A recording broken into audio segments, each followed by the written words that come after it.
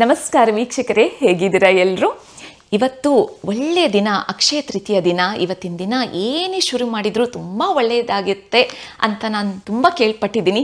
ಅದ್ರಗೋಸ್ಕರ ಇವತ್ತು ನಾನು ನನ್ನ ಕನ್ನಡ ಚಾನಲ್, ನನ್ನ ಕನ್ನಡ ವ್ಲಾಗ್ ಇಟ್ಸ್ ಸುಷ್ಮಾಸ್ ಕನ್ನಡ ಅಕ್ಷಯ ಅಂತ ಚಾನಲ್ನ ಇವತ್ತು ನಾನು ಶುರು ಮಾಡ್ತಾ ಇದ್ದೀನಿ. ಎಲ್ಲ ರೀತಿಯಲ್ಲಿಂದ ಒಳ್ಳೆಯದಾಗಲಿ, ಶ್ರೇಯಸ್ಕರವಾಗಲಿ ಅಂತ. ಇವತ್ತಿನ ದಿನ ಏನೇ ತೊಗೊಂಡ್ರು, ಬಂಗಾರ, ಬೆಳ್ಳಿ ಅಥವಾ ಮನೆ ಕೊಂಡ್ಕೊಂಡ್ರೆ ಅಥವಾ ಒಂದು ಹೊಸ ಗಾಡಿ, ಕಾರ್ ಏನಾದರೂ ತೊಗೊಂಡ್ರೂ ತುಂಬ ಒಳ್ಳೆಯದಾಗತ್ತೆ ಅಂತ ಎಲ್ಲರೂ ಮಾಡ್ತೀವಿ. ಅದನ್ನು ಮಾಡಿದರೆ ಅದು ಇನ್ನೂ ದುಪ್ಪಟ್ಟು ತ್ರಿಪ್ಪಟ್ಟು ಒಳ್ಳೆಯದಾಗುತ್ತೆ, ಎಲ್ಲ ರೀತಿಯಲ್ಲಿಂದ ಚೆನ್ನಾಗಾಗತ್ತೆ ಅಂತ. ನನ್ನ ಬಗ್ಗೆ ತಿಳ್ಕೊಬೇಕಂದ್ರೆ, ನನ್ನ ಹೆಸರು ಸುಷ್ಮಾ ಬೆಳ್ಳಾರಿ ಅಂತ. ನಾನು ಕಾಂಟೆಂಟ್ ಕ್ರಿಯೇಟರ್, ಯೂಟ್ಯೂಬರ್, ಇನ್ಸ್ಟಾಗ್ರಾಮರ್. ಯೂಟ್ಯೂಬ್ನಲ್ಲಿ ನಂದು ಒಂದು ಚಾನಲ್ ಇತ್ತು. ಸುಮಾರು 7 ವರ್ಷದಿಂದ ನಾನು ಆ ಚಾನಲ್ನ ನಡ್ಸ್ಕೊಂಡು ಬರ್ತಾ ಇದ್ದೀನಿ. ಬಟ್ ಸ್ವಲ್ಪ ದಿನ ಹಿಂದ್ಗಡೆ, ಆಲ್ಮೋಸ್ಟ್ 1 ತಿಂಗಳ ಹಿಂದ್ಗಡೆ ನನ್ನ ಜಿಮೇಲ್ ಅಕೌಂಟ್ ಹ್ಯಾಕ್ ಆಯಿತು. ಅದ್ರಗೋಸ್ಕರ ಆ ಜಿಮೇಲ್ ಅಕೌಂಟ್ ನನ್ನ ಯೂಟ್ಯೂಬ್ಗೆ ಕನೆಕ್ಟ್ ಆಗಿರೋ ಕಾರಣಕ್ಕೆ ನನ್ನ ಯೂಟ್ಯೂಬ್ ಸ್ವಲ್ಪ ಟೈಮ್ಗೆ ರಿಸ್ಟ್ರಿಕ್ಷನ್ಸ್ ಮಾಡಿ ಅದನ್ನು ಆ್ಯಕ್ಸೆಸ್ ಮಾಡೋಕ್ಕೆ ಸಿಗ್ತಾ ಇಲ್ಲ ನಮಗೆ. ನಾವು ತುಂಬ ಟ್ರೈ ಮಾಡ್ತಾ ಇದ್ದೀವಿ. ಬಟ್ ಆ ಟೈಮ್ನಲ್ಲೇ, ಇವಾಗ 1 ಮಂತ್ ಬಂದಿರೋಂಥ ಗ್ಯಾಪ್ನಲ್ಲೇ, ಅದು ಹೇಳ್ತಾರಲ್ಲ, ಗ್ಯಾಪ್ ಬಂದಾಗೆ ನಿಮ್ಗೆ ಇನ್ನೂ ಕ್ಲಾರಿಟಿ ಸಿಗುತ್ತೆ ಅಂತ. ಆ ಕ್ಲಾರಿಟಿ ನನಗೆ ಈಗ ಸಿಕ್ತು ಅಂತ ನಾನು ಅಂದ್ಕೊತೀನಿ. ದೇವ್ರು ನನಗೆ ಈ ಮಾರ್ಗ ತೋರಿಸ್ಕೊಟ್ಟಿದ್ದಾರೆ, ಈ ದಾರಿ ತೋರಿಸ್ಕೊಟ್ಟಿದ್ದಾರೆ. ಚಾನಲ್ನಲ್ಲಿ ನಾನು ಎಲ್ಲ ಇಂಗ್ಲೀಷ್ ವೀಡಿಯೋಸ್ನ ಮಾಡ್ತಾ ಇದ್ದೆ. ಆವಾಗ ತುಂಬ ಜನ ಕೇಳ್ತಾ ಇದ್ರಿ, ಕನ್ನಡನಲ್ಲಿ ವ್ಲಾಗ್ಸ್ ಮಾಡಿ ಮ್ಯಾಮ್ ಅಂತ. ಆದರೆ ಕಷ್ಟ ಆಗುತ್ತೆ. ಬಟ್ ರೇಷಿಯೋ ತುಂಬ ಡಿಫ್ರೆಂಟಾಗಿರ್ತೀವಿ. ಯೂಟ್ಯೂಬ್ ವೀಡಿಯೋಸ್ ಮಾಡಿದಾಗೆ ಬೇರೆ ರೇಷಿಯೋ ಇರುತ್ತೆ, ಶಾರ್ಟ್ಸ್ ಮಾಡಿದಾಗೆ ಬೇರೆ ರೇಷಿಯೋ ಇರುತ್ತೆ, ಇನ್ಸ್ಟಾಗ್ರಾಮ್ ಮಾಡಿದಾಗೇ ಅದು ಒಂಥರ ಬೇರೆ ಇರುತ್ತೆ. ಆವಾಗ ತುಂಬ ಕಷ್ಟ ಆಗುತ್ತೆ. ನಾನು ಒಬ್ಬಳೇ ಎಲ್ಲನೂ ಎಡಿಟಿಂಗ್ ಮಾಡೋದು, ವೀಡಿಯೋನ ಶೂಟ್ ಮಾಡೋದು. ಅದಕ್ಕೋಸ್ಕರ ನಾನು ಅವಾಗವಾಗೇ ನನ್ನ ಕೈನಲ್ಲಿ ಯಾವಾಗ ಆಗ್ತಿತ್ತು, ಎಷ್ಟು ಆಗ್ತಿತ್ತು, ನಾನು ಕನ್ನಡ ಶಾರ್ಟ್ಸ್ನ ಮಾಡ್ತಾಯಿದ್ದೆ, ಇನ್ಸ್ಟಾಗ್ರಾಮ್ನ ಮಾಡ್ತಾಯಿದ್ದೆ ರೀಲ್ಸ್ ಮೂಲಕ. ಅದು ಹೇಳ್ತಾರಲ್ಲ, ಒಂಥರ ಏನಾದರೂ ಪುಲ್ ಬ್ಯಾಕ್ ಆದಾಗೆ, ಒಂಥರ ಕ್ಯಾಟಪುಲ್ ಥರ ಹಿಂದಕ್ಕೆ ನಮ್ಗೆ ಹೇಳ್ಕೊಂಡು ಹೋದ್ರೂ ಕೂಡ ಅದರಲ್ಲಿ ದುಪ್ಪಟ್ಟು ಶಕ್ತಿ, double the strength, double the energy ಅಂತ ಆ ಥರ ನನ್ನಲ್ಲಿ ಬಂದಿದೆ. ಇವಾಗ ನನಗೆ ಇವಾಗ ಹೆಂಗಾಗಿದ್ದೀನಿ ಅಂದರೆ, ಮತ್ತೆ ನನ್ನ ಚಾನಲ್ನ ವಾಪಸ್ ಅದನ್ನು ಕೊಂಡ್ಕೊಂಡ್ರೂ ಕೂಡ ಅದು ಖಂಡಿತ ಶುಕ್ರವಾರ 12 ಗಂಟೆಗೆ ಇಂಗ್ಲೀಷ್ನಲ್ಲಿ ಅದನ್ನು ನಡೆಸ್ಕೊಂಡು ಹೋಗ್ತೀನಿ. ಅದಲ್ಲದೇನೂ ಕೂಡ ನನ್ನ ಕನ್ನಡ ವ್ಲಾಗ್ಸ್ನೂ ಕೂಡ ಖಂಡಿತ ಮಾಡ್ತೀನಿ. ಇವತ್ತು ಅಕ್ಷಯ ತೃತೀಯ ದಿನ, ಇವತ್ತು ಸಂಡೇ, ರವಿವಾರ ಬಂದಿದೆ ಅಕ್ಷಯ ತೃತೀಯ. ಇವತ್ತು ನಾನು ಮೊದಲನೇ ವಿಡಿಯೋನ ಖಂಡಿತ ಕನ್ನಡನಲ್ಲೇ ಶುರು ಮಾಡ್ತೀನಿ. ಆದರೆ ಮುಂದಕ್ಕೆ ಬಂದು ಅದನ್ನು ಮಂಗಳವಾರ ದಿನ ಪೋಸ್ಟ್ ಮಾಡೋಣ ಅಂತ ಇದ್ದೀನಿ.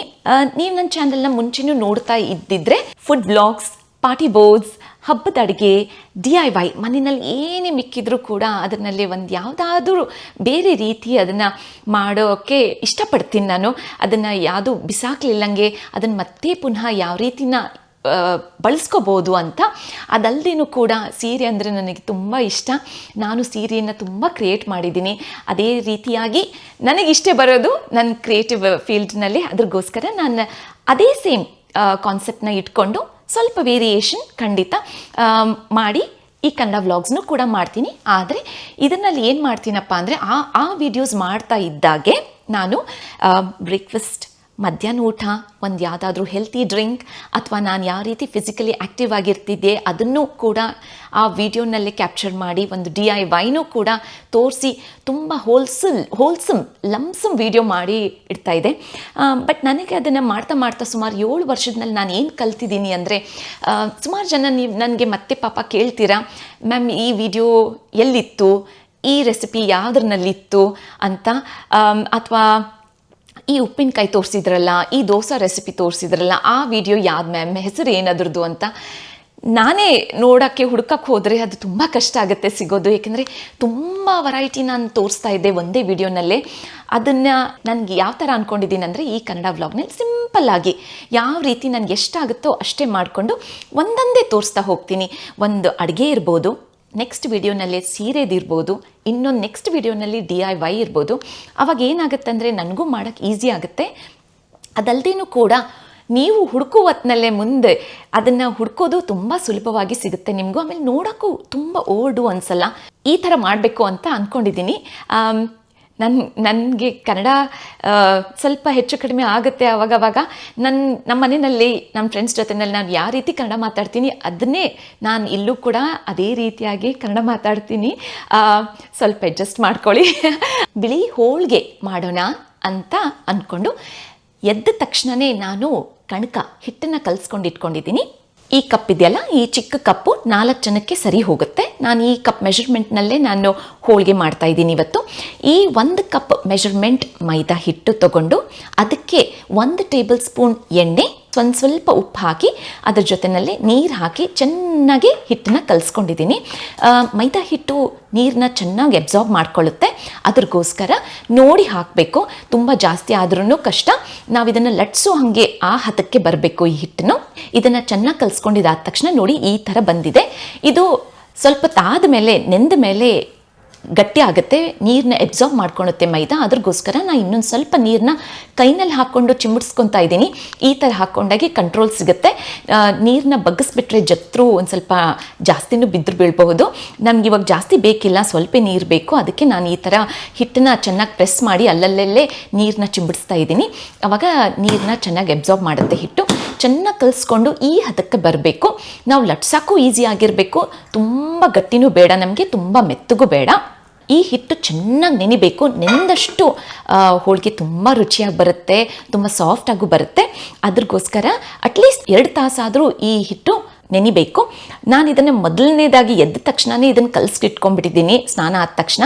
ಇವಾಗ ಇದನ್ನು ಒಂದು ಸ್ವಲ್ಪ ಎಣ್ಣೆ ಹಾಕಿ ಇದನ್ನು ಚೆನ್ನಾಗಿ ರಬ್ ಮಾಡಿ, ಕ್ರ್ಯಾಕ್ಸ್ ಬೀಳಬಾರ್ದು ಈ ಹಿಟ್ಟು ಮೇಲೆ ಅಂತ ಹಾಕಿ ಪ್ಲೇಟ್ನ ಮುಚ್ಚಿ. ಸೊ ಇದು ತುಂಬ ಟೈಮ್ ಆಗಿದೆ, ಹಿಟ್ಟು ನೆಂದಿದೆ ಚೆನ್ನಾಗೆ. ಇದೇ ಸೇಮ್ ಕಪ್ ಮೆಷರ್ಮೆಂಟ್ನ ಬಳಸಿ ನಾನು ಇವಾಗ ಇದನ್ನ ಒಳಗಡೆ ಸ್ಟಫಿಂಗ್ನ ರೆಡಿ ಮಾಡ್ಕೊತಾ ಇದ್ದೀನಿ. ಇದನ್ನು ಯಾವ ರೀತಿ ಮಾಡ್ಕೊತೀನಿ ಅಂತ ಬನ್ನಿ ನೋಡೋಣ. ನಾನು ಯೂಶ್ವಲಿ ಅಡುಗೆ ಮಾಡುವ ಹೊತ್ತಿನಲ್ಲೇ ಪ್ಯಾನ್ನ ಪ್ರಿಫರ್ ಮಾಡ್ತೀನಿ. ನಾನು ಪ್ಯಾನ್ ತೊಗೊಂಡಾಗ ಕೂಡ ಅಥವಾ ಯಾವುದೇ ಪಾತ್ರೆನ ಪರ್ಚೇಸ್ ಮಾಡಿದಾಗೆ ಅದ್ರ ಜೊತೆಯಲ್ಲೇ ಲಿಡ್ ಇರಬೇಕು. ಲಿಡ್ ಇದ್ದಾಗೆ ನಿಮಗೆ ತುಂಬ ಹೆಲ್ಪ್ ಆಗುತ್ತೆ. ಅದಲ್ಲದೇನೂ ಕೂಡ ಈ ಥರ ಸ್ಟೀಮ್ ಇರಬೇಕು. ಈ ಥರ ತೂತಿರುತ್ತಲ್ಲ, ಸ್ಟೀಮ್ ಇದ್ದಾಗೆ ನೀವು ಯಾವುದೇ ಅಡುಗೆ ಮಾಡಲಿ, ವೆಜಿಟೇಬಲ್ಸ್ನ ಕುಕ್ ಮಾಡಿದಾಗೆ ಸ್ವಲ್ಪ ಎಣ್ಣೆ ಹಿಡಿಯುತ್ತೆ. ಅದರ ಆಮೇಲೆ ಏನೇ ಅಡುಗೆ ಮಾಡಿದ್ರು, ಈಗ ತರಕಾರಿ ಮಾಡ್ತಿದ್ದೀರಲ್ಲ, ತರಕಾರಿ ವೆಜಿಟೇಬಲ್ಸ್ ಯಾವುದಾದ್ರೂ ಪಲ್ಯ ಅಂತೀವಲ್ಲ ನಾವು ಮನೆಯಲ್ಲೇ, ಕ್ಯಾರೆಟು, ಬೀನ್ಸು, ಕಾರ್ಜೆಟು, ಬ್ರಾಕೊಲಿ, ಕಾಲಿಫ್ಲವರ್, ಆಲೂಗಡ್ಡೆ, ಅವೆಲ್ಲ ತುಂಬ ಎಣ್ಣೆ ಇಡಿಸುವಂಥ ವೆಜಿಟೇಬಲ್ಸು. ಆವಾಗ ಈ ಥರ ಪ್ಯಾನ್ನಲ್ಲಿ ಹಾಕಿ ಸ್ವಲ್ಪ ಎಣ್ಣೆ ಹಾಕಿ, ತರಕಾರಿ ಹಾಕಿ, ಸ್ವಲ್ಪ ಉಪ್ಪು ಹಾಕಿ ಈ ಥರ ಮುಚ್ಚಿಟ್ರೆ ಈ ಹಾವಿನಲ್ಲೇ, ಈ ಸ್ಟೀಮ್ ಇರುವಂಥ ಪಾತ್ರೆನಲ್ಲೇ ತುಂಬ ಬೇಗ ಕುಕ್ ಆಗುತ್ತೆ, ಎಣ್ಣೆ ಜಾಸ್ತಿ ಹಿಡಿಸಲ್ಲ. ಸೊ ನೀವು ಪಾತ್ರೆ ಕೊಂಡ್ಕೊಳ್ಳೋ ಹೊತ್ತಿನಲ್ಲೇ ಈ ಥರ ಟಿಪ್ಸ್ನ ಯೂಸ್ ಮಾಡಿ ಖಂಡಿತ ತುಂಬ ಚೆನ್ನಾಗೂ ಅಡುಗೆ ಆಗುತ್ತೆ, ಬೇಗ ಆಗುತ್ತೆ, ಹಾಗೂ ನೀವು ಹೆಲ್ತಿಯಾಗೂ ಕೂಡ ಅಡುಗೆ ಮಾಡ್ಬೋದು. ಅದಲ್ಲದೇನೂ ಕೂಡ ಇವಾಗ ನಾನು ಹಿಟ್ಟನ್ನ ಈ ಥರ ಪಾತ್ರೆನಲ್ಲೇ ಮಾಡ್ತಾ ಇದ್ದೀನಿ.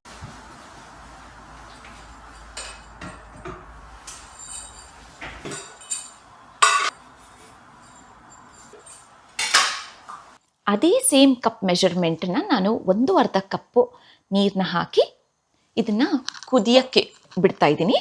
ಇದನ್ನಲ್ಲೇ ಒಂದು ಚಿಟಿಕೆ ಉಪ್ಪು ಹಾಕಿ ಮುಚ್ಚಿಬಿಟ್ಟು ಅದನ್ನು ಕಾಯಕ್ಕೆ ಬಿಡೋಣ.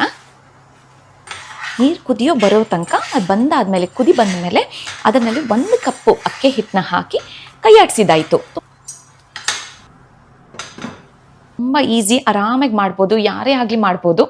ಅದು ಬಂದಮೇಲೆ ಕೈ ಆಡಿಸ್ಬಿಟ್ಟು ಈಗ ತುಂಬ ಲೋ ಫ್ಲೇಮ್ನಲ್ಲೇ ಇದನ್ನು ಸ್ಟೀಮ್ ಇರುವಂಥ ಲಿಡ್ಡನ್ನ ಮುಚ್ಚಿ ಬಿಟ್ಟಿದ್ದೀನಿ.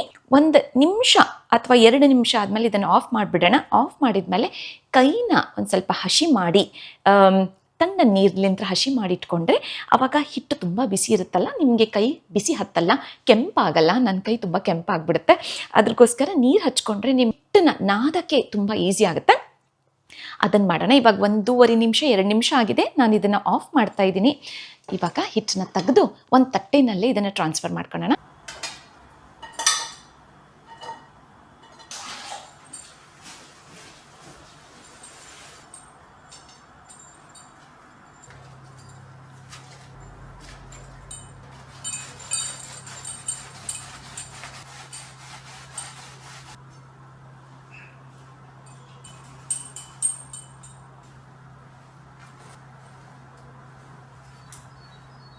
ಕೈನ ಅವಾಗವಾಗೆ ಹಸಿ ಮಾಡಿಕೊಂಡು, ಒದ್ದೆ ಮಾಡಿಕೊಂಡು ನೀರು ಹಚ್ಕೊಂಡ್ರೆ ಇದು ಹಿಟ್ಟು ನಮ್ಮ ಕೈಗೆ ಹತ್ತಲ್ಲ. ಆಮೇಲೆ ಮಾಡೋಕ್ಕೂ ತುಂಬ ಈಸಿಯಾಗಿ ಬರುತ್ತೆ, ಕ್ಲೀನಾಗಿ ಬರುತ್ತೆ, ಏನೂ ವೇಸ್ಟು ಆಗಲ್ಲ. ಈ ಥರ ಬಾಲ್ಸ್ನ, ರೌಂಡ್ ಬಾಲ್ಸ್ನ ಮಾಡಿ ಇಟ್ಕೊಂಡು ಒಂದೇ ಸತ್ತಕ್ಕೆ ಎಲ್ಲನೂ ಮಾಡಿ ಪ್ಯಾನ್ನಲ್ಲಿ ಮತ್ತೆ ಪುನಃ ಹಾಕಿ ಇಟ್ಕೊಂಡ್ರೆ ಡ್ರೈ ಆಗಲ್ಲ. ಇದನ್ನು ಹಾಕಿ ನಾನು ಇವಾಗ ಇದನ್ನು ಹೋಳಿಗೆ ಮಾಡೋಣ. ನಾವು ಹೋಳಿಗೆ ಮಾಡೋಕ್ಕೆ ನಾವು ಎಷ್ಟು ರೀತಿಯಾಗಿ ಮಾಡ್ಬೋದು ಹೋಳಿಗೆನ. ನೀವು ನನ್ನ ವೀಡಿಯೋಸ್ ಮುಂಚೆನೂ ನೋಡ್ತಾ ಇದ್ದರೆ ನಿಮಗೆ ಗೊತ್ತು, ನಾನು ರೊಟ್ಟಿ ಪ್ರೆಸ್ಸಿಂಗ್ ಮಷೀನ್ ಅಂದರೆ ನಂಗೆ ತುಂಬ ಇಷ್ಟ. ತುಂಬ ಅಚ್ಚುಮೆಚ್ಚಿನ ರೊಟ್ಟಿ ಪ್ರೆಸ್ಸಿಂಗ್ ಮಷೀನ್ ನಾನು ತುಂಬ ಯೂಸ್ ಮಾಡ್ತೀನಿ. ಇವತ್ತು ಮೊದಲನೇ ವಿಡಿಯೋ ಆಗಿರೋ ಕಾರಣಕ್ಕೆ ನಾನು ಲಟ್ಟುಣಿಗೆ ಮತ್ತು ಮಣೆನ ಬಳಸ್ತಾ ಇದ್ದೀನಿ. ನಿಮ್ಮ ಮನೆಯಲ್ಲಿ ಬಾಳೆದೆಲೆ ಇದ್ರೂ ಕೂಡ ನೀವು ಬಾಳೆದೆಲೆನ ಬಳಸ್ಬೋದು ಹೋಳಿಗೆ ಮಾಡೋಕ್ಕೆ. ಅದು ಬೇಸ್ ಥರ ಇಟ್ಕೊಂಡು ಲಟ್ಸಿದ್ರೂ ತುಂಬ ಚೆನ್ನಾಗಿ ಬರುತ್ತೆ. ಅದರಲ್ಲಿ ರುಚಿನೂ ಹಂಚ ಮೇಲೆ ಹಾಕ್ದಾಗೆ ಬಾಳೆದೆಲೆದು ಆ ಅಂಶನೂ ಕೂಡ ಹೋಳಿಗೆನಲ್ಲಿ ಬರುತ್ತೆ, ತುಂಬ ಚೆನ್ನಾಗಿರುತ್ತೆ. ಆದರೆ ಇವತ್ತು ನಾನು ನಮ್ಮ ಮಾಮೂಲಿ ಎಲ್ಲರ ಮನೆಯಲ್ಲೂ ಸಿಗುವಂಥ ಲಟ್ಟುಣಿಗೆ ಮತ್ತು ಮಣೆನ ಬಳಸ್ತಾ ಇದ್ದೀನಿ. ಈ ಥರ ಬಟರ್ ಶೀಟ್ಸ್ ನಿಮಗೆ ಮಾಮೂಲಾಗಿ ಎಲ್ಲಾದರೂ ಸಿಗುತ್ತೆ ಈ ನಡುವೆ. ತುಂಬ ಈಸಿಯಾಗಿ, ತುಂಬ ಸುಲಭವಾಗಿ ಇದನ್ನು ಟ್ರಾನ್ಸ್ಫರ್ ಮಾಡ್ಕೋಬೋದು. ನಾವು ಕೈನಲ್ಲಿ ಎತ್ತಾಕೋಬೋದು ಅಥವಾ ಪ್ಯಾನ್ನಲ್ಲಿ, ಬಿಸಿ ಪ್ಯಾನ್ನಲ್ಲೂ ಕೂಡ ಇದನ್ನು ಉಲ್ಟಾ ಮಾಡಿ ಹಾಕಿದರೆ ತುಂಬ ಈಸಿಯಾಗಿ ಬರುತ್ತೆ. ಬಟರ್ ಶೀಟ್ನ ನಾನು ಕೆಳಗಡೆ ಇಟ್ಕೊಂಡು ಮಣೆ ಮೇಲೆ ಒಂದು ಸ್ವಲ್ಪ ಎಣ್ಣೆ ಹಚ್ಕೊಂಡ್ಬಿಟ್ಟು ಸ್ಟಾರ್ಟ್ ಮಾಡ್ತಾ ಇದ್ದೀನಿ. ಪ್ರತಿ ಸರ್ತಿ ನೀವು ಎಣ್ಣೆ ಹಚ್ಕೊಳೋದೇನು ಬೇಕಾಗಲ್ಲ, ಒಂದ್ಸಲ ಹಚ್ಕೊಂಡ್ರೂ ಸಾಕಾಗುತ್ತೆ. ಇದು ಒಂಥರ ಚಪಾತಿ ಅಂತೀವಲ್ಲ, ಚಪಾತಿಗಿಂತ ಒಂಥರ ಇನ್ನು ಸಾಫ್ಟಾಗಿ ತಿನ್ನುವಂಥ ಅದು. ಚಪಾತಿ ಒಂದು ಸ್ವಲ್ಪ ಹಾರ್ಡ್ ಅನಿಸುತ್ತೆ, ಇದು ಸ್ಟಫಿಂಗು ಬರೋದ್ರಲಿಂತ ತುಂಬ ರುಚಿ ಆಗುತ್ತೆ. ನಾನು ಮೊದಲೇ ಕಲಿಸ್ಕೊಂಡಿರುವಂಥ ಕಣಕ ಇದು, ಹಿಟ್ಟು ತುಂಬ ಸಾಫ್ಟ್ ಆಗಿದೆ, ಚೆನ್ನಾಗಿ ಬಂದಿದೆ ಹಿಟ್ಟು ಕೂಡ. ಇದನ್ನು ಕೂಡ ಈಕ್ವಲ್ ಆಗಿ ಡಿಸ್ಟ್ರಿಬ್ಯೂಟ್ ಮಾಡ್ಕೊಂಡ್ಬಿಡೋಣ. ಅವಾಗ ಏನೋ ಎಲ್ಲ ಸರಿ ಸಮಾನಾಗಿ ಹಂಚ್ಕೊಂಡು ಏನೋ ವೇಸ್ಟ್ ಆಗ್ಲಿಲ್ಲಂಗೆ ಎಲ್ಲರಿಗೂ ಸಿಗುತ್ತೆ ಮನೆಯಲ್ಲೇ ಬಿಳಿ ಹೋಳಿಗೆ. ನನ್ನ ಕೈನ ಈ ರೀತಿ ಹಿಡ್ಕೊಂಡು ಹಿಟ್ಟನ್ನ ಹಿಂಗೆ ಮಾಡಿಕೊಂಡ್ರೆ ಉಳ್ಳಿ ಮುರಿಯೋದು ತುಂಬ ಚೆನ್ನಾಗಿ ಆಗುತ್ತೆ, ಕರೆಕ್ಟಾಗಿ ಬರುತ್ತೆ, ನೀಟಾಗೂ ಬರುತ್ತೆ. ಹೋಳಿಗೆ ಮಾಡುವ ಹೊತ್ತಿನಲ್ಲಿ ಎಣ್ಣೆ ಜಾಸ್ತಿ ಹಿಡಿಸುತ್ತೆ ಕೈಗೆ. ಸೊ ನೀವೊಂದು ಸ್ವಲ್ಪ ಹಬ್ಬದ ಅಡುಗೆ ಬಂದಾಗೆ ಅಥವಾ ಹೋಳಿಗೆ ಯಾವಾಗಾದರೂ ಯಾವುದೋ ಕಾರಣಕ್ಕೆ ಖುಷಿಯಾಗಿರುವಂಥ ಸಂಭ್ರಮ ಬಂದಾಗೆ ಮಾಡಿದಾಗೆ ಎಣ್ಣೆ ಬಗ್ಗೆ ಒಂದು ಸ್ವಲ್ಪ ಯೋಚನೆ ಮಾಡೋಕ್ಕಾಗಲ್ಲ. ಬೇರೆ ಟೈಮ್ನಲ್ಲಿ ಹೆಲ್ತಿಯಾಗಿ ತಿನ್ಕೊಂಡು, ಬಟ್ ಹಬ್ಬದ ದಿನ ಹಬ್ಬದ ಅಡುಗೆ ಮಾಡಿದಾಗೆ, ಹೋಳಿಗೆ ಮಾಡಿದಾಗೆ ಒಂದು ಸ್ವಲ್ಪ ಜನರಸ್ ಆಗಿ ಹೋಳಿಗೆನ ಮಾಡುವ ಹೊತ್ತಿನಲ್ಲಿ ಎಣ್ಣೆನ ಬಳಸಿದರೆ ತುಂಬ ರುಚಿಯಾಗಿ ಬರುತ್ತೆ ಹೋಳಿಗೆ. ಸರಿ, ಇದನ್ನು ರೆಡಿ ಮಾಡ್ಕೊಂಡಿದ್ದಾಯಿತು.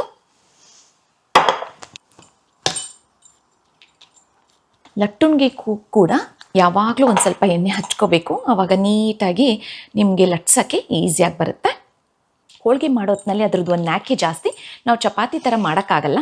ಈ ಥರ ಲಟ್ಟುಣಿಗೆನ ಹಿಡಿದ್ಬಿಟ್ಟು ಮಧ್ಯ ಹಿಟ್ಟನ್ನ ಹಿಡಿದು ಈ ಥರ ಪುಷ್ ಮಾಡಬೇಕು, ಈ ಥರ ರೋಲ್ ಮಾಡಬೇಕು, ಈ ಥರ ಹೊರ್ಗಡೆ ತಗೊಂಬರ್ಬೇಕು ಹಿಟ್ಟನ್ನ, ಆವಾಗ ಬರುತ್ತೆ. ಇದನ್ನು ನೀವು ಚಪಾತಿ ಥರ ಲಟ್ಸೋಕ್ಕಾಗಲ್ಲ. ನಿಮಗೆ ಸೈಡ್ಸ್ ಎಲ್ಲ ತೆಳ್ಳಗೆ ಬರಬೇಕು, ಮಧ್ಯ ದಪ್ಪ ಇದ್ರೂ ತೊಂದರೆ ಇಲ್ಲ. ಈ ಥರ ಮಾಡಿಕೊಂಡು ಏನು ಜಾಸ್ತಿ ಸ್ಟ್ರೆಂತ್ ಹಾಕೋದು ಬೇಕಾಗಿಲ್ಲ, ಇದಕ್ಕೇನು ಜಾಸ್ತಿ ಪ್ರೆಷರ್ ಹಾಕೋದು ಬೇಕಿಲ್ಲ. ಈ ಥರನೇ ಆರಾಮಾಗಿ ಬರುತ್ತೆ ಇದು.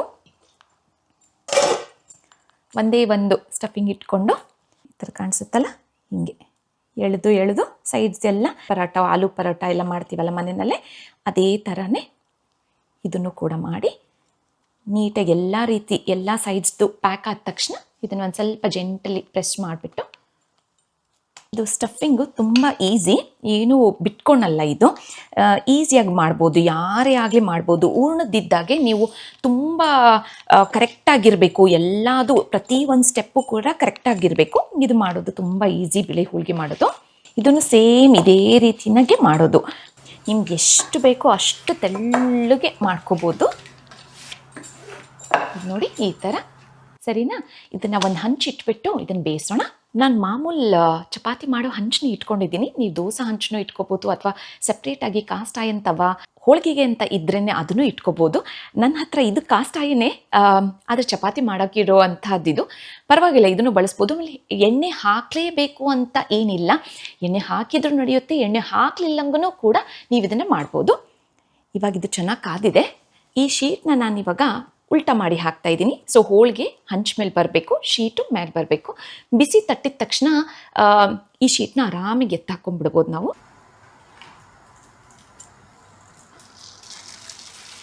ನೋಡಿದ್ರಲ್ಲ ಎಷ್ಟು ಸುಲಭವಾಗಿ ಇದನ್ನು ಶೀಟ್ನ ಆರಾಮ್ಸೆ ತೆಗೆದ್ಬಿಡ್ಬೋದು. ಏನು ಎಕ್ಸ್ಟ್ರಾ ಎಣ್ಣೆ ಹಾಕ್ತಾ ಇಲ್ಲ ನಾನು. ಇನ್ನು ಬೇಕು ಅಂದರೆ ನೀವು ಮನೆಯಲ್ಲಿ ಕಿಚನ್ ಟವಲ್ ಇರುತ್ತಲ್ಲ, ಟಿಶ್ಯೂ ಆ ಥರ ಬಳಸ್ಕೊಂಡು ಉಬ್ಬಿಸ್ಕೋಬೋದು. ಇದ್ರ ಜೊತೆಯಲ್ಲಿ ಮಾವಿನ ಹಣ್ಣಿನ ಸೀಕರಣೆ ತುಂಬ ಒಳ್ಳೆ ಕಾಂಬಿನೇಷನ್, ಅಲ್ಟಿಮೇಟ್ ಕಾಂಬಿನೇಷನ್. ಖಂಡಿತ ತಿನ್ನಬೇಕು ಇದ್ರ ಜೊತೆಯಲ್ಲಿ ಮಾಡಿಕೊಂಡು. ಮಕ್ಕಳಿಗೆ ಪುಟ್ಟ ಮಕ್ಕಳು ಇರ್ತಾರಲ್ಲ, ಅವ್ರಿಗೆ ಈ ಥರ ಹೋಳಿಗೆ ಮಾಡಿಕೊಟ್ರೆ ಅವ್ರು ತುಂಬ ಖುಷಿಯಾಗಿ ತಿಂತಾರೆ, ಗುಳುಮ್ ಒಂಥರ ಈಸಿಯಾಗಿ ತಿನ್ಕೊತಾರೆ. ನೋಡಿದ್ರಲ್ಲ, ಎರಡು ಕಡೆ ಬೇದಿದೆ. ಇದು ಅಷ್ಟು ಸುಲಭವಾಗಿ ಈಸಿಯಾಗಿ ಬಿಳಿ ಹೋಳಿಗೆನ ಮಾಡಿದ್ದಾಯಿತು. ಇದು ತುಂಬ ಸಾಫ್ಟಾಗಿಯೂ ಇರುತ್ತೆ. ಚಿಕ್ಕ ಚಿಕ್ಕ ಪುಟ್ಟ ಮಕ್ಳು ಇರ್ತಾರೆ ನೋಡಿ, ಶುರು ಮಾಡ್ಕೊಂಡಿರ್ತಾರಲ್ಲ ಊಟ ಮಾಡೋದನ್ನು, 1 ವರ್ಷ 3 ವರ್ಷದ ಮಕ್ಳು ಇರ್ತಾರಲ್ಲ, ಅವ್ರು ತುಂಬ ಬೇಜಾರಾಗ್ತಾ ಇರುತ್ತೆ. ಏನಾದರೂ ಹಾಡು ಕೊಟ್ಟರೆ ಅವ್ರಿಗೆ ಚೀವ್ ಮಾಡಿ ತಿನ್ನೋದು. ಈ ಥರ ಬಿಳಿ ಹೋಳಿಗೆ ಮಾಡಿಕೊಟ್ರೆ ಅವ್ರು ತುಂಬ ಸುಲಭವಾಗಿಯೂ ತಿಂತಾರೆ, ಖುಷಿಯಾಗೂ ತಿಂತಾರೆ. ಇದು ತುಂಬ ರುಚಿಯಾಗಿರುತ್ತೆ, ಹಾಗೇ ತಿನ್ಬೋದು. ಬಟ್ ಇದ್ರ ಜೊತೆಯಲ್ಲೇ ಒಳ್ಳೆ ಕಾಂಬಿನೇಷನ್ ಬಂದು ಮಾವಿನ ಹಣ್ಣಿನ ಸೀಕರಣೆ. ನಮಗಿನ್ನೂ ಮಾವಿನ ಹಣ್ಣು ಸಿಗ್ತಾ ಇಲ್ಲ, ನಾನಿರೋದು ಇಂಗ್ಲೆಂಡ್ನಲ್ಲೇ. ಇವಾಗ ಶುರು ಆಗ್ತಾ ಇದೆ ಮ್ಯಾಂಗೋ ಬಾಕ್ಸಸ್. ಬಟ್ ನಾವು ಇಂಡಿಯನ್ ಮ್ಯಾಂಗೋ ಬಾಕ್ಸ್ಗೋಸ್ಕರ ತುಂಬ ಆತುರದಿಂದ ಕಾಯ್ತಾ ಇರ್ತೀವಿ. ಮೋಸ್ಟ್ ಪ್ರಾಬ್ಲಿ ಈ ವೀಕೆಂಡ್ ಹೋಗಿ ತೊಗೊಂಬರ್ತೀವಿ. ಬಟ್ ಇವತ್ತು ನನಗೆ ಮಾಡಲೇಬೇಕು ಅಂತ ಇದೆ. ಅದ್ರಗೋಸ್ಕರ ಇದೇ ಸಿಕ್ಕಿರುವಂಥ ಮಾವಿನಹಣ್ಣು, ಇದು ಸೂಪರ್ ಮಾರ್ಕೆಟ್ಲಿಂದ ತಂದಿರುವಂಥ ಮಾವಿನಹಣ್ಣು ನಮ್ಮದು. ಇದೇ ಮಾವಿನಹಣ್ಣು ಅಂದ್ಕೊತೀವಿ, ಬಂದಿದ್ದೇ ಭಾಗ್ಯ, ನಮಗೆ ಸಿಕ್ಕಿದ್ದೇ ಭಾಗ್ಯ ಅಂದ್ಕೊಂಡು ಈ ಮಾವಿನಹಣ್ಣನ್ನು ಹೆಚ್ಕೊಂಡು ಇದನ್ನು ಸೀಕರಣೆ ಮಾಡ್ತಾಯಿದ್ದೀನಿ. ಮಾಡೋದು ಸುಲಭ, ಮಾಡೋದು ಸೇಮ್ ರೀತಿಯೇ.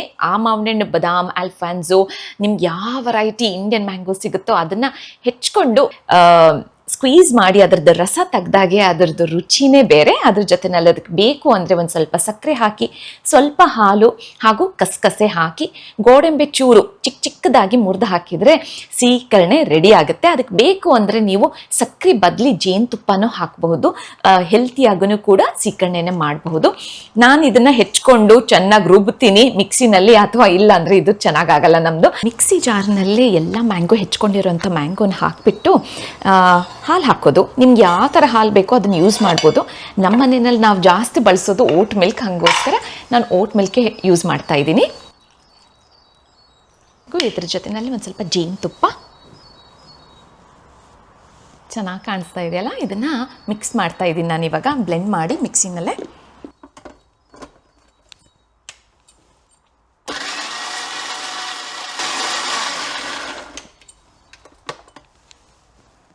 ಇದನ್ನು ತುಂಬ ನೈಸಾಗಿ ರುಬ್ಕೋಬೇಕಂತೇನಿಲ್ಲ, ನುಣ್ಣಗೆ ರುಬ್ಕೊಂಡ್ರೂ ಚೆನ್ನಾಗಿರುತ್ತೆ.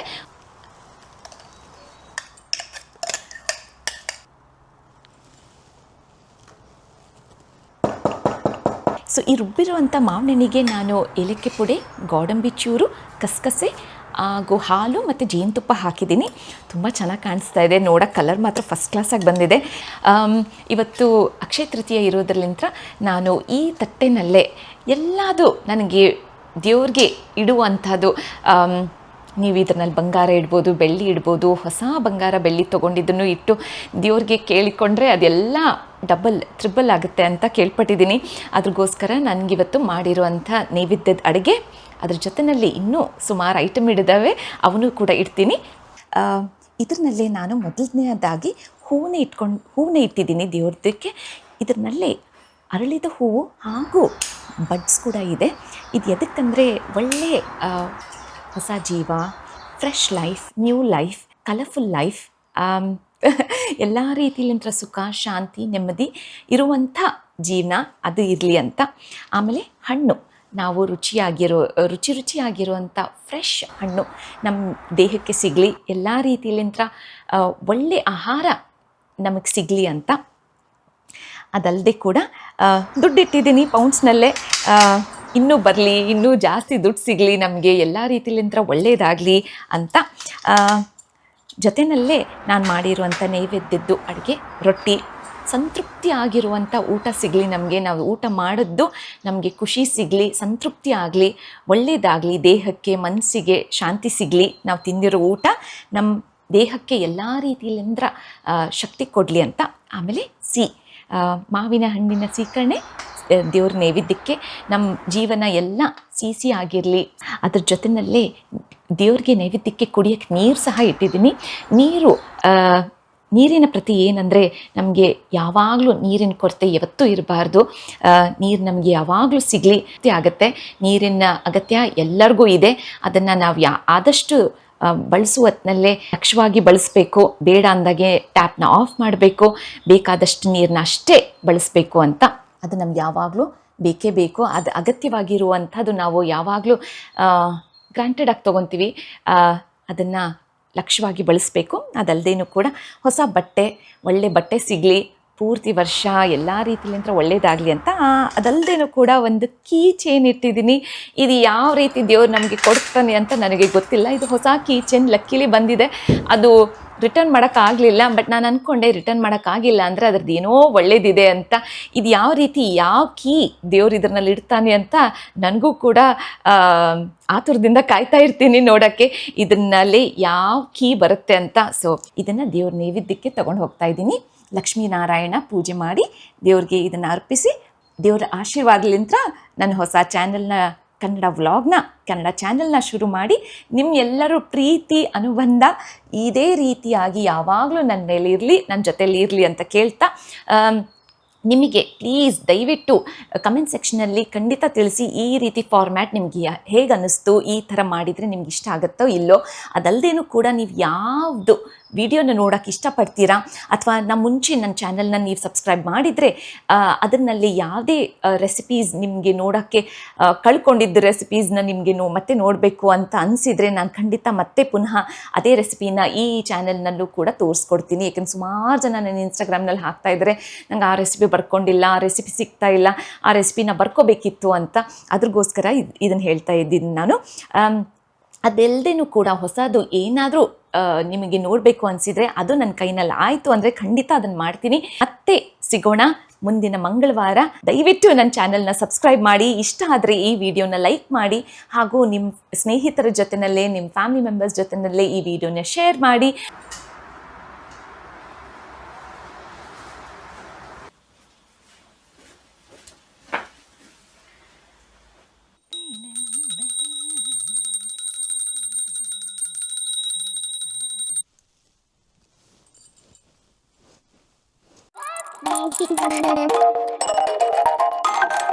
Bye.